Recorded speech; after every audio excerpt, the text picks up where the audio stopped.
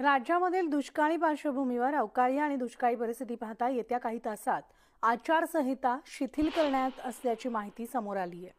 राज्य निवडणूक आयोगानं केंद्रीय निवडणूक आयोगाला लिहिलेल्या पत्रावर सकारात्मक विचार होण्याची शक्यता आहे।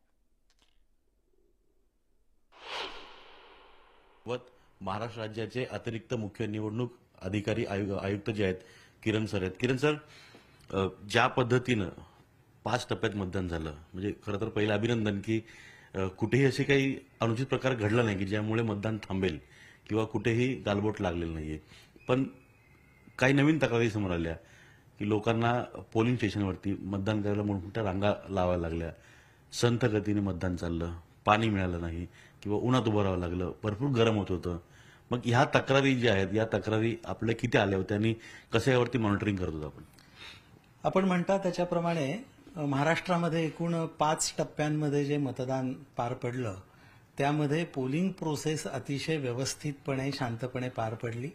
लॉ अँड ऑर्डरचा कुठलाही महत्त्वाचा असा मुद्दा समोर आला नाही, अतिशय शांततेने मतदान पार पडलं।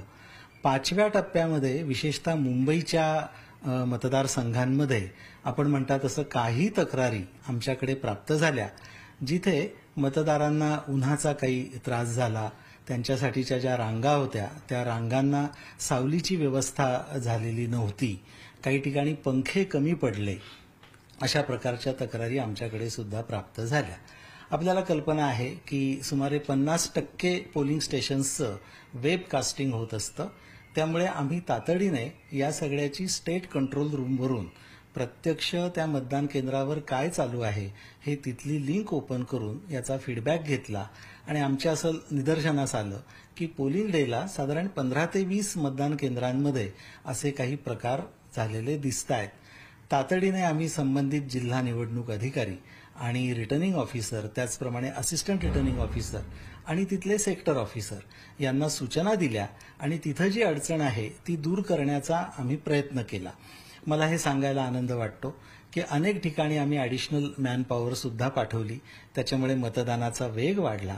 त्याचबरोबर जिथे सावलीची व्यवस्था नव्हती तिथं शेजारच्या रूममध्ये मतदारांना बसण्याची व्यवस्था उपलब्ध करून दिली होते किंवा त्यांचे पोलिंग जे होते एजंट त्यांचे, की मतदान हे फार संथ गतीने सुरू आहे आणि त्यामुळे लोकांच्या रांगा लागत आहेत। तर याच्याबद्दल काय आपण माहिती घेतलीत का किंवा त्याचे काही कारण समोर आलं का? संथ गतीने मतदान सुरू आहे आणि त्याच्यामुळे रांगा वाढतायत अशी माहिती आम्हाला ज्या ज्या ठिकाणाहून कळली, काही जागरूक नागरिक